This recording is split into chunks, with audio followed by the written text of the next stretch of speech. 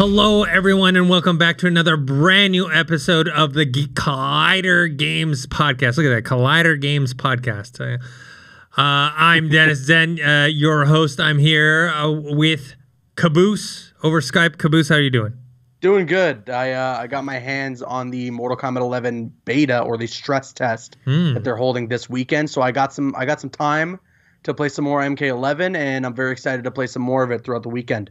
Okay, cool. We'll talk about that with you later on in the show. If you guys notice, it's only two of us today. Dorian is still in South by Southwest in Austin. Right. He's actually covering the interactive part, so hopefully he gets some cool information, and maybe he gets to test out some cool stuff that we haven't even seen yet. I know tonight he's like going to some like 80th Batman anniversary party or something like that. Oh, nice. So hopefully you get some cool swag from there. Let's start off with the first topic, which has kind of a few little mini, I guess, little parts to it. But, people are saying that Apex Legends, which is a game we talk about often on this podcast, and it's blowing up. It's like, I don't know what the exact count is now, but I know it's definitely over the 50 million mark. Sure. I'm sure it's grown since even that reported time. But they're saying that this is going to be the next big esport. Fortnite obviously is a big one. You have Apex Legends now being a rival to Fortnite, sometimes topping them on Twitch for streams. And then, you have, I guess, let's see here. Over the last few weeks, esports teams have been slowly assembling their Apex Legends squads. A bunch of announcements, TSM, 100 Thieves, Gen G, NRG, all added either their entire Apex teams or individual players over the last few days. They said a surprise move where Team Liquid moved its Call of Duty Black Ops 4 Blackout team over to Apex. And then, there was another report that EA paid Ninja, who, is the most famous, basically esport player out right now, and especially from Fortnite. They paid him $1 million to stream Apex Legends, which is crazy. Because an insane amount. Yes, it's an insane amount of money. Not only because they're saying that it was, I think, literally just to play it like once or something like that. They knew once he played it, he was going to play it more. But like, I think he was only obligated to play it once, which wouldn't have happened. He would have. I think they were confident enough to know that he would play. Liked it and played it more. What's your take on all of this? I mean, I'm sure the Ninja's reps, they're very smart people. So good job on them. And I mean, come on, like, I think I understand, especially where EA and Respawn are coming from with Apex Legends, because the Battle Royale landscape was all Fortnite all day long. And if they wanted something like Apex to come along and really have any sort of traction, they needed to do the sponsored stuff. They needed some of the streamers to be playing the game. So I understand why they would reach out to someone like a Ninja. Shroud was out there playing. A lot of other streamers out there who people might have been familiar with. But the good thing about this whole situation is Apex is a good game. And now they don't need this sponsored stuff anymore to have this over 50 million player base and everything. So it's great to see. I'm super excited about the esports scene. I'm hoping that Respawn is ready to capitalize on this as soon as possible, because Fortnite has done it, and I don't think they've done it as successfully as some people are thinking. I feel a lot of the tournaments and the very heavy competitive side of Fortnite still needs a big rework and needs a lot more attention paid to it. So I'm hoping when Apex does get to that point where they're like, okay, we're going esports now, we're setting up tournaments and everything, I hope that they do it properly and they don't face the same issues that Fortnite did, because this is a game that can seriously work as an esport. And I'm excited to see some of these teams putting together, some of these organizations, as I say, putting together some of these teams to get ready for an esports run. Yeah, it's crazy. I mean, they were talking, I guess, in an interview with Ninja in December, and he was saying that he was making it close to or around $500,000 a month. Yeah, that is crazy. That's between Twitch, YouTube, and sponsorships. And then you'll see on the thumbnail of this if you're watching on YouTube. Like there's a picture of him, and I'm sure this was taken at some sort of event, but he's just surrounded by fans. You know what I mean? Like I never thought I'd see the day that people would get paid to play video games, and two, become famous enough where crowds and crowds of people are around them. I mean, people know my take on eSports. I think eSports is fine. It's cool. It's I like the competition aspect of it. Yeah, I'm not putting them into the athletes category. I think a few months ago, I think last year when we talked about Ninja being on the cover of ESPN magazine, and like that's where I'm not. Personally, I'm old school, so you draw the line there. Yeah, I'll be honest with you. I draw a lot of lines with people that think but think that other things are sport. You know what I mean? Like bowling or pool. You know what I mean? Like. To me, those are games, and then it's a good debate to have here. Yeah. I think there's a good conversation to have, and I can see both sides of it. I can understand to some people, like you, Dennis, it's a very traditional sense of what an athlete is. Yes. But I can also see that there's a lot of avenues now where somebody can be competing in something at a very professional level. And for me, it's hard to say whether you'd consider them an athlete per se, but I think something like the Ninja on the ESPN cover, for me, that wouldn't bug me as much, but I'm younger, so different generation. So I understand where you're coming from. Yeah. So Apex Legends, taking up, like, I haven't played a lot recently because I've been super busy. Have you been playing it more? What have you been? I know you put out like when the game first came out, you put out like a basic tips one, and you put like an advanced tips video out on our YouTube channel. Like what have you been finding so far as you playing this more and more? How is this game developing in terms of the game itself and then the culture behind it?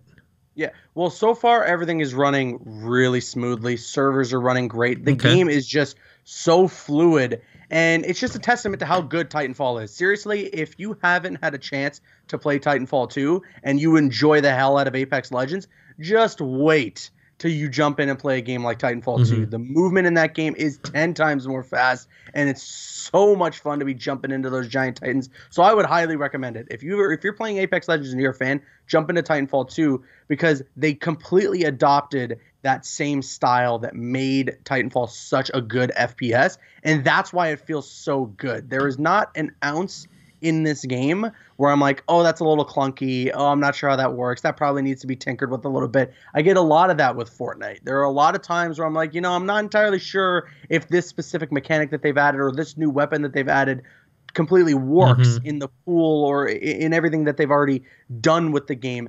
And like I've said, Fortnite needs a lot of work, but Apex Legends has come out of the gate, and I honestly can't find, when it comes to gameplay, a single thing to truly complain about. The game just runs perfectly, and that's what has me continuing to play it constantly, day in and day out. And now more and more people out there, they're getting a lot better at the game, so you're seeing a lot of different sort of things that people are doing to kind of manipulate the game to work in their favor. They're not necessarily cheating, but they're doing things that the casual player might not be aware of that can really give you an advantage overall. That is so cool to watch people learn. And that's another reason why I would love to see this sort of esports push for Apex Legends, because it would be awesome to see a 100-player lobby or however many players. I think it's 100 or is it 80, something around there. Whatever the full lobby size of players full of pros, where every single one of them know what they're doing.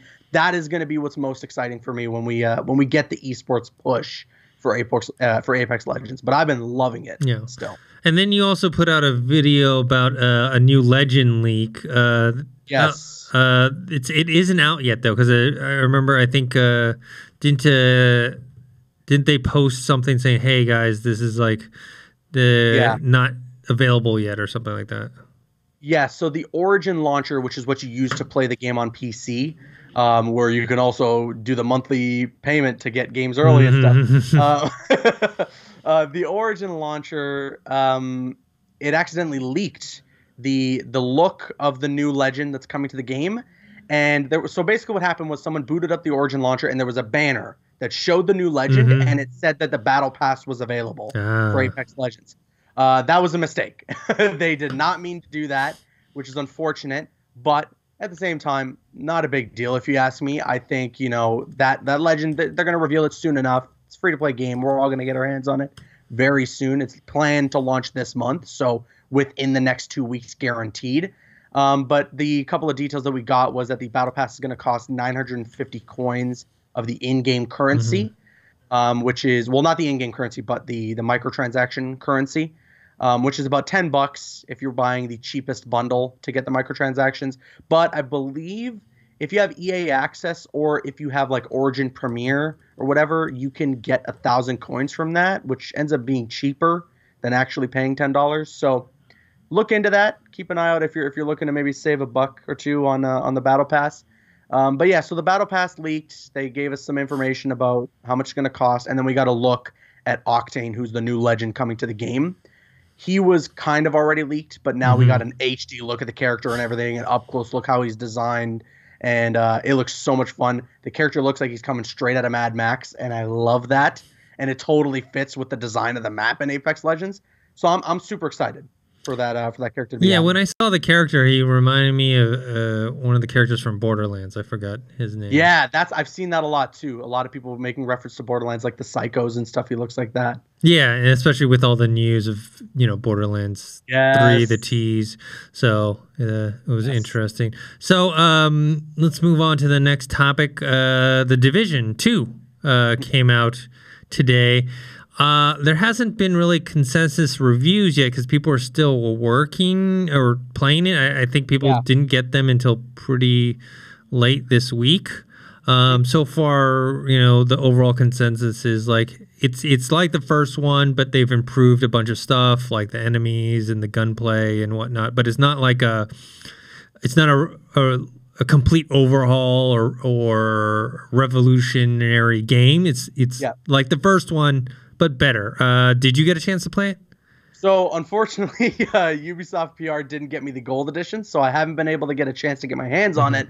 And now that I got Mortal Kombat 11 in this weekend, it's gonna be really hard to split up my time. But I do want to get into it. I have a couple of friends who have played it, and they've given me some thoughts and opinions on it. So far, the consensus that I'm getting is this game can be a lot of fun, but it is dreadful to play alone. From almost everyone, unanimously, everyone who I've known who's played it so far is saying playing this game by yourself is an absolute nightmare. It is not fun. It gets boring. It gets way too difficult. And that is an unfortunate thing. I understand kind of the player model here is to be able to jump in cooperatively, have your friends join in with you, do those crazy missions, jump into the dark zone and everything. But the game should not be resting on the shoulders of strictly being cooperative. There should be some sort of element in there in that if you're playing solo, you can still enjoy yourself. And it looks like this game does not have that. Now, I went hardcore with the Division 1 when it first launched. I played the hell out of it, got to max level, got amazing gear, went into the dark zone a ton, and I was enjoying the hell out of the game. And then one day I just kind of got bored of it. I heard that they had updated it and they added and made a ton of improvements to the game later down the line. But I was too far gone at that point. It was months since I hadn't played it, and I was just too far behind. And I hear that all those improvements that were made in the Division 1 are still very much prevalent in Division 2. So that is great to hear. So I'm excited to jump in. I'm looking forward to seeing what this game is going to be like. I'm just nervous about the whole backlash that I'm hearing about playing this game by yourself. Yeah. I requested a review copy. Ubisoft does not like me for whatever reason. And I requested one for Assassin's Creed Odyssey, didn't get it. Requested one for this game, haven't heard a peep. I mean, you don't even get you get like your rejection like email, but it like comes like, but it doesn't like come like the day it comes out or whatever. It's like, well, now I could just buy it. It comes to you like a few days later. Like I'll probably get one like Monday or Tuesday. Like, oh, by the way, you didn't get your review copy. It's like, thanks. Yeah, I knew that. Oh, so, wow, really? Yeah. So, you know, it's definitely one of the bigger games to come out this year, and we'll follow how that goes. You know, because you know how Anthem has not. You know, we talked about it last week. Anthem has not been getting the best feedback from people. Yeah, it doesn't look like it's in another scenario that Anthem is. Luckily, thankfully for Ubisoft, they seem to have overall gotten good stability with the game, and for the most part, I am hearing positive things. Yeah. It's just there is that dark cloud looming over it that I'm hearing about playing solo and the kind of the problems that you'll run into there. Yeah. Oh, why don't you talk about MK11, because you were able to get onto that. Right. You got into the stress test, right? Yep. Yeah. So this is a stress test. This is a very kind of alpha build of the game. They only have 3 characters that you can play as: Baraka, Scarlet, and Scorpion. And yeah, the main purpose of this is, as the title of the entire thing, it's a stress test. The point is you're only able to play online. You're going to be playing against other people, and it's just to test out the servers to make sure that they can maintain these servers so that they're ready come launch day for when, you know, millions of people are jumping in to play the game. And so far, everything's running really great. The game runs super smooth.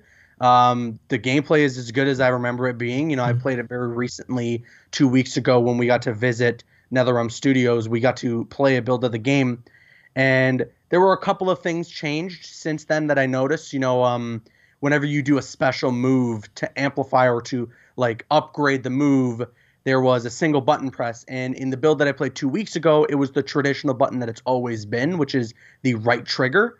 However, now they have changed it fully on PlayStation and Xbox to be the right bumper, or R1 if you're on the PlayStation. So at first I wasn't a big fan of the change. I talked to a lot of pros to see what their opinion on was it. And most of the pros were like, yes, this is a great change. This is exactly kind of what we wanted. And most of them don't have a problem with it. Besides that, game runs great. I'm having a blast with it. It's fun to be playing it online and to like actually sink my teeth into Mortal Kombat and not just have like a 2-hour window to play it and that's it. So overall, yeah, it's good. Runs really good. When's the stress test over? What's that? When's the stress test over? The end of the weekend? End of the weekend. So March 17th, I believe, at like 11:59 Pacific is when they're going to shut down the servers. And then if you pre-order the game, the closed beta starts on March 28th. Yeah. And then that runs for a weekend as well. That'll end on March 31st. Are they allowing you to stream it, or is it? Yeah, everyone's totally allowed to upload content from it as well. We're probably going to have a first impressions video going up on Collider Games, so keep an eye out for that. I've played a little bit this morning, and that's it. I haven't played since then, and I've been dying to get back in. Nice. Yeah. All right. Also, in other news, you did a video on this. Halo for PC, the Master Chief Collection is coming to the PC. Why don't you let people know about the details of that? Yeah, so this is really awesome news. The first kind of thing to talk about this specifically, if you already own the Master Chief Collection on Xbox One, the big news here, besides it coming to the PC, is that Halo Reach is being added to the Master Chief Collection. So now that's pretty much going to round out all the Halo games that isn't Halo 5 in one giant bundle, which I think is an awesome thing. So you got Halo Combat Evolved, Halo 2, Halo 3, Halo ODST, Halo 4, and then Halo Reach is being added later this year. And when it comes to the PC side of things, I don't think it's available yet on Steam. You can view it on Steam. You can't pre-order anything as far as I know. And the plan, it's weird, but the plan is that they're going to release each game in chronological order, one by one. Okay. So this is a smart thing to do when you're looking at the way that Master Chief Collection had launched. For those who might not remember, way back when the game had initially come out, it was a disaster. Yeah, the a lot servers of bugs. were a mess. It was brutal. You could barely play, and I'm honestly super surprised and very proud of the team at 343 for not just giving up on the game, because yeah, they fixed a lot of the issues within like the first month of Master Chief Collection being out. It was still just in an okay state. It was playable, and any other developer honestly would probably just been like, okay, that's it. We fixed it enough. We're leaving that aside. Let's work on the next Halo game. But no, 343 has done everything possible to get in good faith with the fans, and they have really done some justice for the Master Chief Collection. If you haven't gotten your hands on this yet, especially if you haven't played Halo, what are you doing? Dorian. Get on the Dorian. Please get on this train. They are all such good Halo games. Halo 4 is it's okay. Not one of my favorites. Definitely not up to par with everything that came before it. And Halo Reach being added into the collection, I am very happy about. I think it's one of the more underrated games in the franchise. It was great. A lot of fun. Some really cool, innovative stuff in there that Bungie was really experimenting with as their last outing with the franchise. And I love the campaign in Halo Reach. It is such good storytelling, in my opinion. So this is all just great news if you're a fan of Halo, to see that this game is coming to the PC, to be able to play it in its full form on the PC without having to worry about like a mod or just someone like porting it. This is a legit PC they're putting it out here on this later this year. So I'm excited for that. Yeah, apparently the first two, Combat Evolved and Halo 2, were released on PC, and then after that they never put anything on. Plus, even with those games, you know, they're going to upgrade them to the current graphics systems now. And apparently Halo Infinite is also going to be on PC. So I guess they're re-emphasizing putting back a focus for PC gaming. I'm assuming as well that's kind of why they did this in the first place, was to get people geared up and ready for this being the concept now for Halo going forward. And then Halo Infinite, will probably be a PC launch title, which is going to be really interesting and super exciting. So this is great. I'm happy about this. Yeah. All right. Moving on, we have Microsoft demonstrates Xcloud gaming.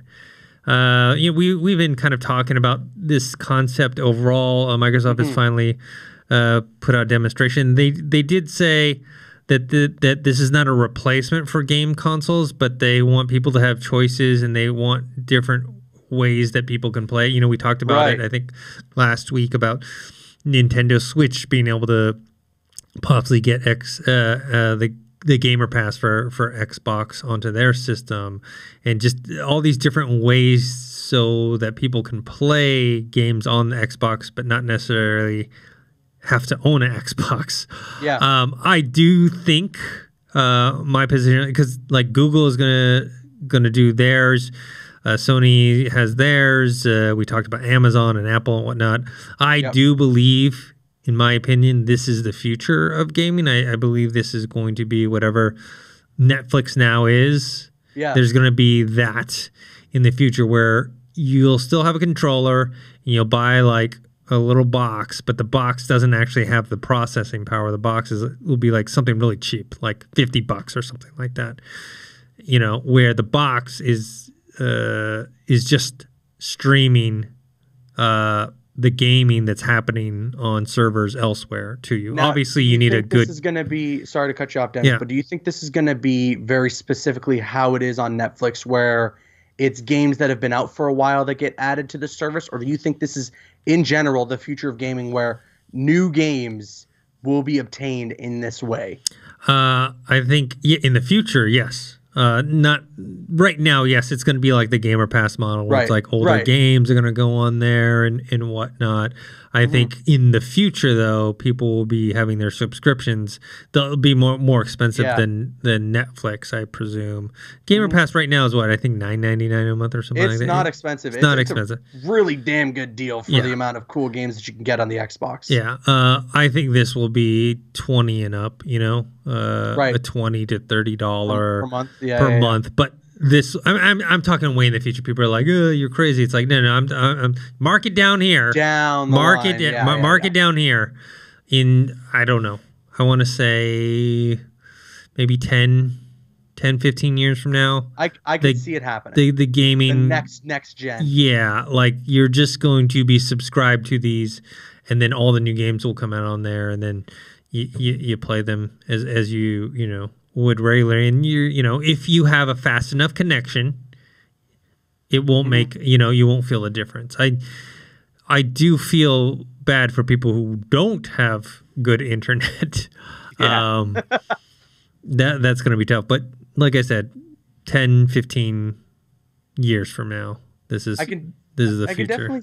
I can definitely see Microsoft definitely getting in on that, and you can tell with what they're showing off here with this what is it, Xcloud? Yeah, Xcloud, Project Xcloud. With what they're showing off here, that and especially what they have with Game Pass, almost what their policy was going to be for the Xbox One before the whole backlash came and they had to reverse some of those things before the console would come out. They were kind of already on that wavelength that you're talking about. They were already on that road. And we'll see, as we progress in this gaming landscape, the Game Pass could even be just that precursor. And then, the rumor that they're going to release a console that has no disc port so that you can just buy everything digitally. All this stuff could be ways to test the general audiences, to see the consumers, to see how they feel about games is just like a digital service. And I can see it going in that direction. I don't know if Sony will buy into that too much, but I can see Microsoft going down that road. I just have a feeling that if they do, it'll probably be just the option to do it and not the only way, because the factor that always remains is people's internet connection. Yeah. And you don't want to have a scenario like they did before the Xbox One had launched, where essentially you always had to be connected to the internet in order to play some of those games. People were not a fan of that idea, because sometimes people are either not connected to the internet or their internet is just not that good. And you don't want those people missing out on the fun. So I think they might provide the choice if we ever get to that point down the line. Yeah. They're saying right now they're not developing this to replace consoles, but I think that's just more of it's a yet. Test. And I think it's more yet. They'll probably have some sort of way or mechanism for people who don't have internet to play games, where maybe you can buy a console still that's not just a streaming box, but it'll cost you more, right? And then 2, you'll probably have to download the games. You subscribe to the whatever, but you still have to download the games, and then you just play the games from there. I don't know. Yep. It's just very interesting stuff. I mean, this is something, that if Amazon and Apple are sinking money into trying to develop their own services, this is something they see as big money down the line. Right. Yeah. So, Google as well, so people who not necessarily are in that space yet, trying to get in there, because everyone saw what Netflix did to the television and now even some of the movie industry. Yeah. And they don't want to be, they don't want like some random, company to come out of nowhere and do the same thing. Mm-hmm. Yeah. Now, Dennis, there's one thing that I wanted to add. We didn't have it on the show notes here, but I wanted to hit you with it because it was announced just a few days ago. Turtle Rock Studios, who, for those who don't know, I believe they developed Evolve, and they worked on the Left 4 Dead franchise. Mm-hmm. They announced that they have a partnership going on here with Warner Brothers Interactive Entertainment, and they've announced this game called Back 4 Blood. It is a next-gen cooperative FPS, and it seems to be a zombie game. The name is very similar to that of Left 4 Dead, as they have the number 4 in there. So this could be, we were just talking about this, I think, on like last week or 2 weeks ago, the podcast, someone sent in a question about a franchise I want revived, and I mentioned Left 4 Dead. This could be the revival, which excites the hell out of me. And I wanted to kick it to you to see how you're feeling about this. Yeah, I mean, I'm looking at it right now. It says original Left 4 Dead team announces a spiritual sequel. So basically, they don't own the IP rights to Left 4 Dead. But they're making a Left 4 Dead. Yeah. they're like, okay, we can't call it Left 4 Dead 3, so let's just call this Back 4 Blood and use the same game mechanics. I think that's cool. I mean, the thing about Left 4 Dead that I liked so much was it was not a complicated game. It was straight up like you are there to shoot zombies, and that's it. The game mechanics were very, very simple. Like, to revive someone was very simple. To kill zombies was very simple. It was just nonstop just tons and tons of zombies coming at you. Yeah. Hours of entertainment. It had a more arcade feel to it, you know, 100%. Than like a skill based, like Left 4 Dead and I'm presuming this game are never going to be like eSports, you know, like they're less about skill and more about just mayhem. To pay Back for Blood. Yeah, this is like the game is more for just pure mayhem, you know. Yeah. And you can pick it up and just play for a little bit and then stop playing. You know what I mean? Yeah. So this I am so psyched to hear about this news because it sounds essentially like they're gonna make another Left 4 Dead game, but they can't call it Left 4 Dead. And I am just I'm ecstatic because like I mentioned, you know, Left 4 Dead, and just like you said, you put it perfectly. It is a simple game, and it's kind of why I loved a game like Devil May Cry so much is because that game just goes right back to basics. It is just a simple action video game. You can master it for sure, but the bare bones of it is that it's just this crazy action video game where you can mash buttons and mow down enemies.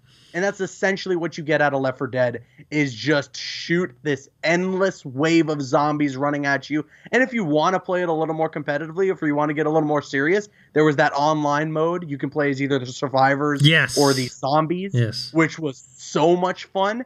And you can definitely tell that they kind of translated this team when they worked on Evolve. You know, that was a very similar game. There was the giant monster, and then there was also the 4, you know, hunters, I think that they were called. So I cannot wait to see what this game is going to look like, and I hope it is on its way sooner rather than later. Yeah. So we'll keep our eyes out on that game.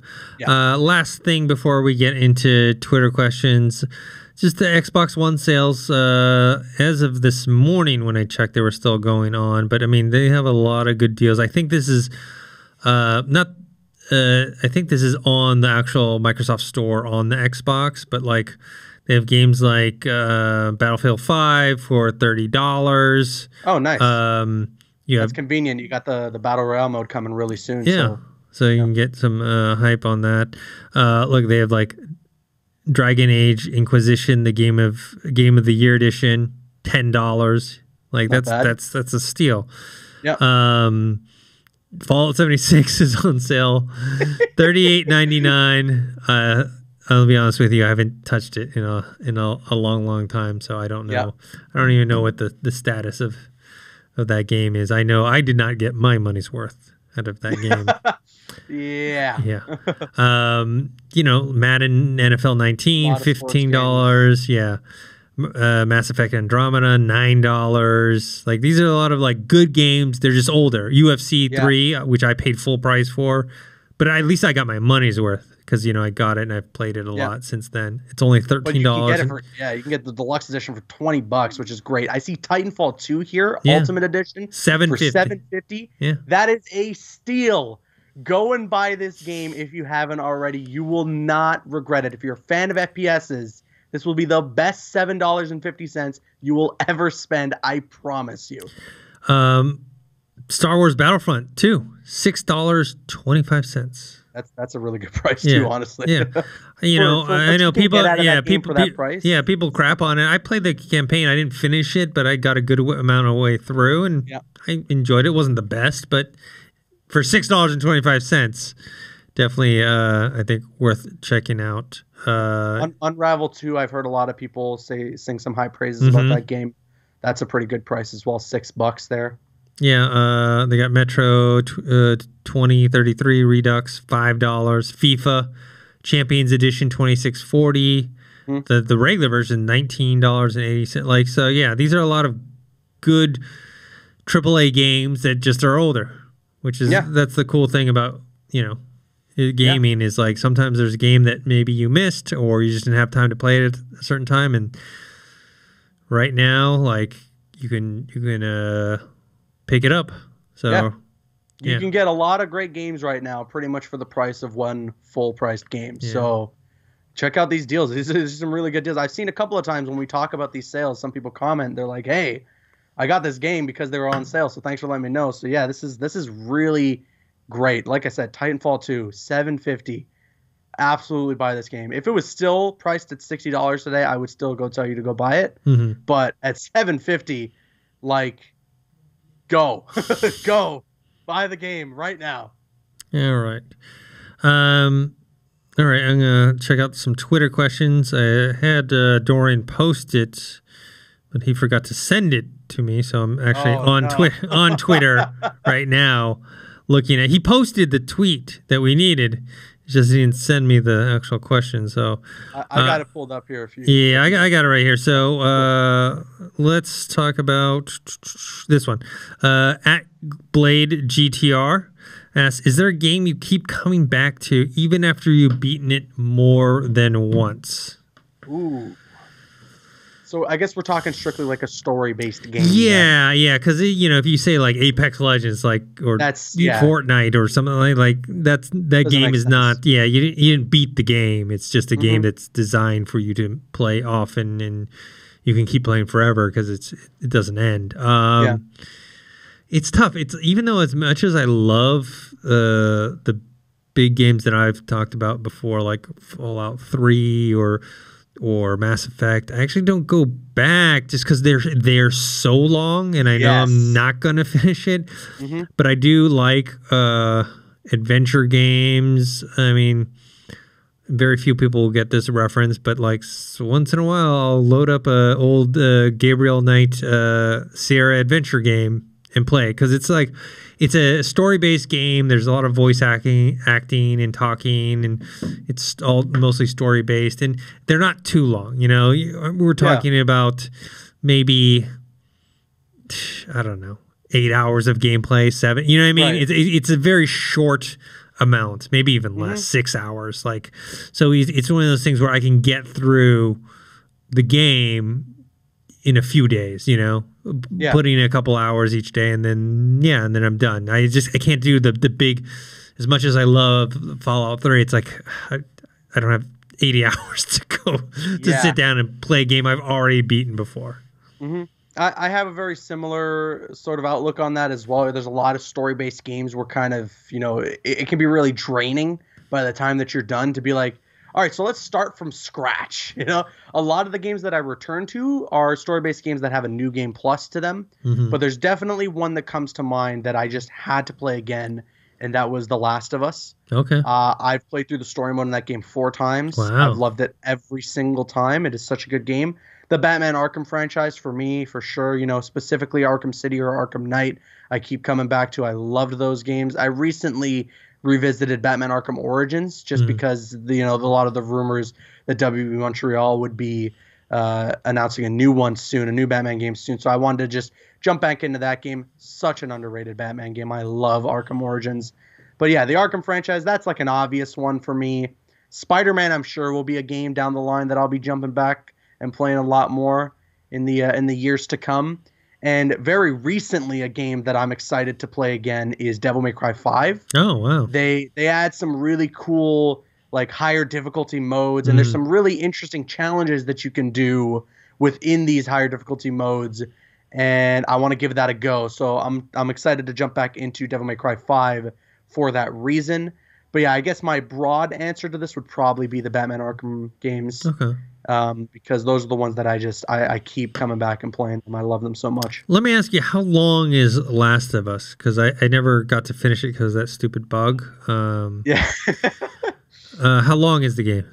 It's a lengthy story. I can't really put a number on it. It's not like Red Dead 2's story sort of long. Yeah, Red Dead was, I would say, 60 hours, right? It's nothing crazy like that because, of course, Red Dead's an open world game, whereas The Last of Us is like, it's a linear.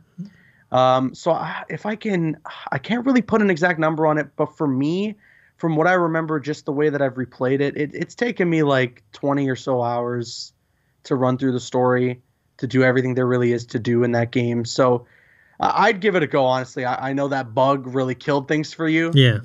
I was enjoying it. I was really liking the stories. Just I got to that point, I was like, I got just so frustrated. I was like, dude, you're taking away like one of the main game features. Not that they took it away, just it was a bug.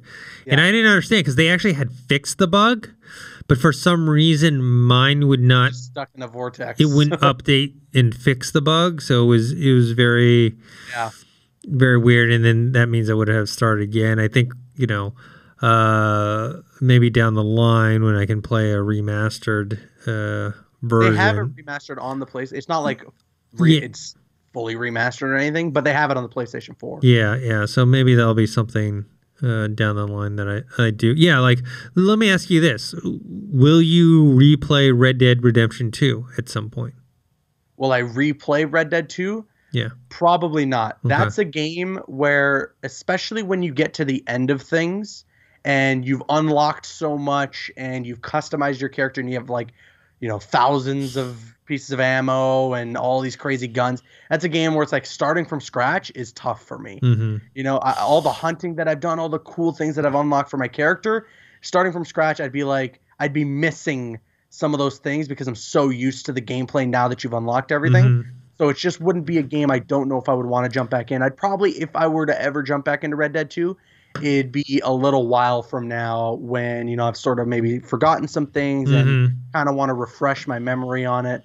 I mean, that's a great thing about, like, playing games or watching movies or TV shows. Like I love Game of Thrones. The final season's coming up.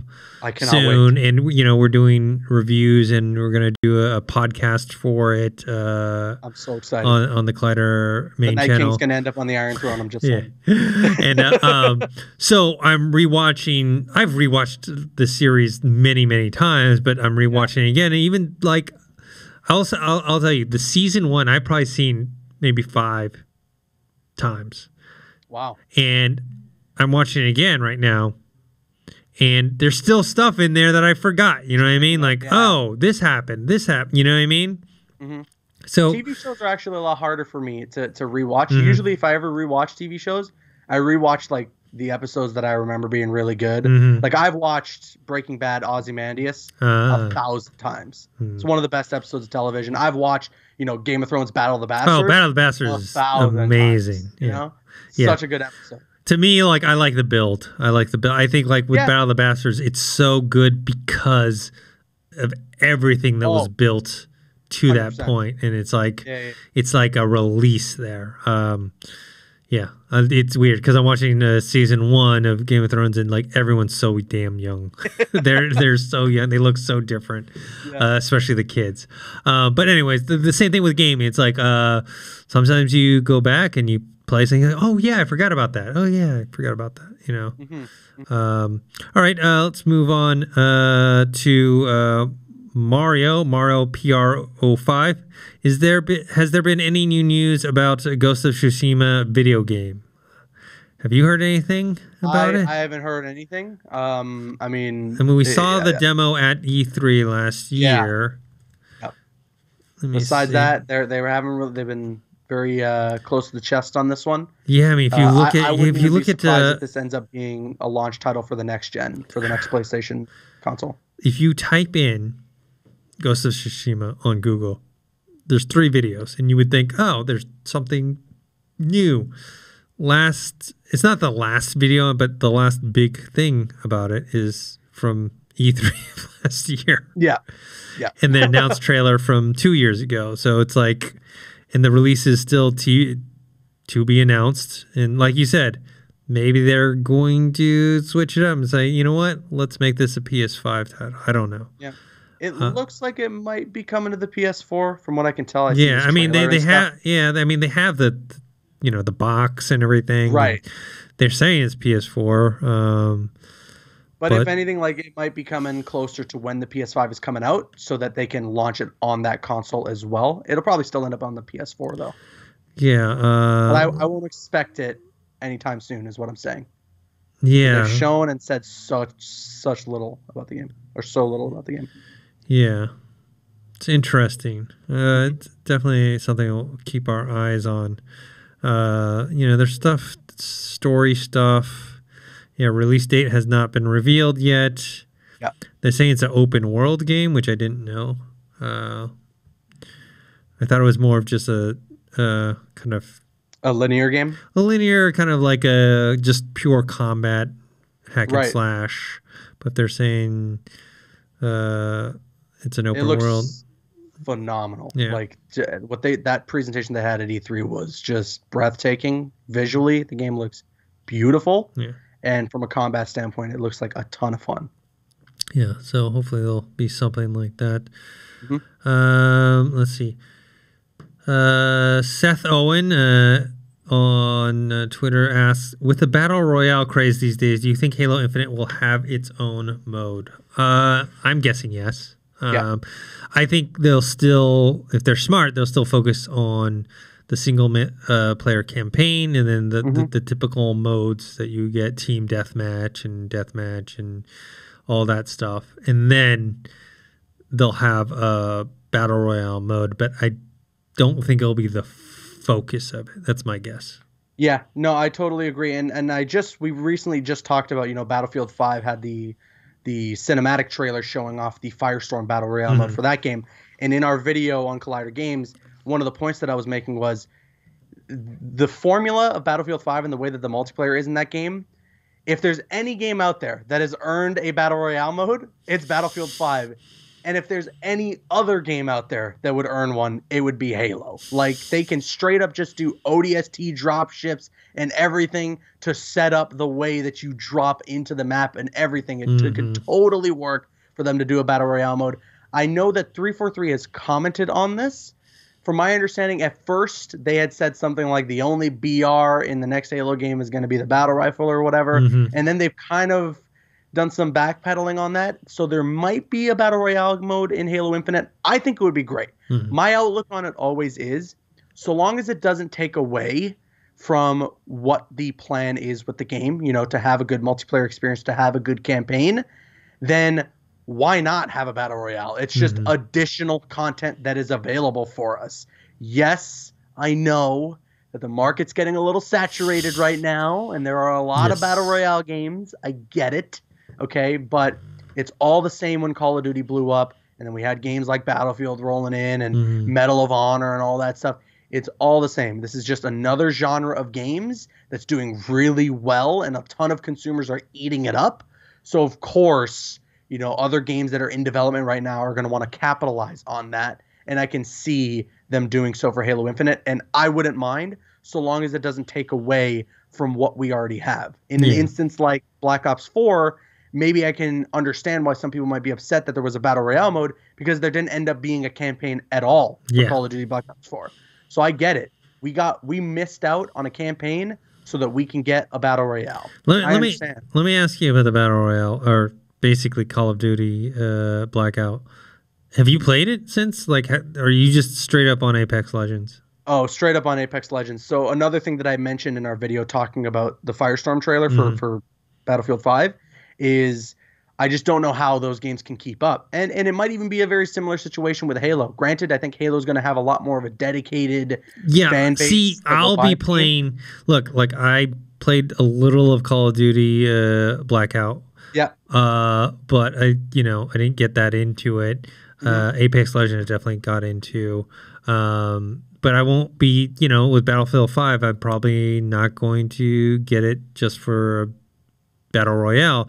Halo, on the other hand, I'm going to get it anyways, right? Right. And I am already familiar with Halo and the controls and how it works, and I'm more actually comfortable in that environment versus the other FPSs. Yeah. And so, to me, the idea of having a Battle Royale using that world is exciting. Now, I don't want it to detract, like you said, from the main game, from the typical multiplayer modes that they already have. But if they can add to it and add something cool, I mean, it's really going to be, we know what the weapons are going to be, It's all going to be about the map and how they are going to institute the kind of the rules, which maybe they're going to... reviving and all that stuff, how it's going to work. Yeah, and maybe, they're going to learn something from Apex Legends. Yeah. I could see it. I could totally see it, and I think it'll be fine. I think it could be really, really cool for something like Halo to have a Battle Royale mode. Yeah, definitely. All right, let's do the last question here. Let me see here. Schrader. That's actually a friend of mine. Okay. 8 says, so far, what is everyone's contenders for Game of the Year 2019, and what games later this year do you think could be contenders? Well, we've talked about like if Last of Us Part 2 comes out, if Cyberpunk 2077 comes out. Those are, you know, kind of, as of right now, I mean, to me, it's only Apex Legends, and it's a free game. Because, you know, so far you have Anthem that didn't do as well, isn't hitting with fans as hard as it could be. I mean, it's still early in the process of the year, so that's mine. And is that yours? Yeah, I mean, Devil May Cry 5 is my game of the year so far. Oh, okay. That is for sure. Over Apex Legends. What's that? Over Apex Legends. Oh yeah, for sure. Okay, Apex Legends is a really great game. Yeah. But I'll tell you what, I got really upset the year that Overwatch won Game of the Year because I just don't think it's fair. It was the year that Uncharted 4 was nominated, and I just think it was really unfair because Overwatch is really cool and it's a ton of fun and it's a great game. But there's only yes, it's going to have a massive player base, but there's still, no matter what, there are people out there who don't have internet who are missing out on the experience of Apex Legends, or sorry, of a game like Overwatch, and therefore, you know, they can't get the full video game experience out of it. So I think it's unfair, you know, even for Apex Legends to be nominated for Game of the Year. If you're asking me, right now my Game of the Year is Devil May Cry 5. I'm excited to try out games like The Division 2, Anthem. Definitely not going to make that list, unfortunately. I'd have to look at a list of all the games coming out this year to really provide an opinion.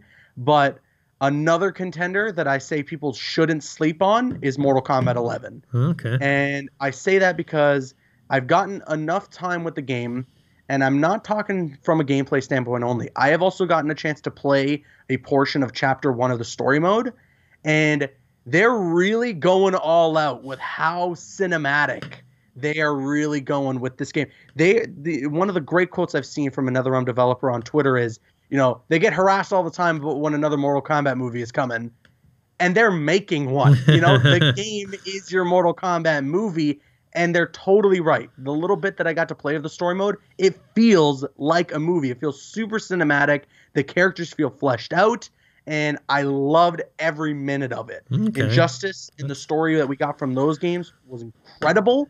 So if they can replicate that in Mortal Kombat, I'd be super hyped up. I wasn't a big fan of MKX's story, but they look to be doing a really good job so far with MK11. So don't sleep on that being a Game of the Year contender. Cool. So, yeah, a lot of good things to look forward to. I can't wait till E3. Oh, yeah. We got to check out, hopefully, maybe some surprise announcements about stuff that we weren't expecting. All right, guys, that's it for this episode. Caboose, where can people find you? You can find me on Twitter and Instagram at CabooseEK and right here on the Collider Games channel. And you guys can find me on Twitter at ThinkHero and on Instagram, Dennis.tzng. Make sure to subscribe to this YouTube channel, youtube.com/ColliderGames. Also, you can find us on Twitter. That's at Collider Gaming. And also this podcast, which is on every week on Fridays on the Collider Factory feed. We also have feeds for everything else that we do here: movie talk, Jedi Council, Heroes, TV talk, a bunch of other cool stuff. So go on there, subscribe if you're interested in those things. And until next week, we'll see you guys later.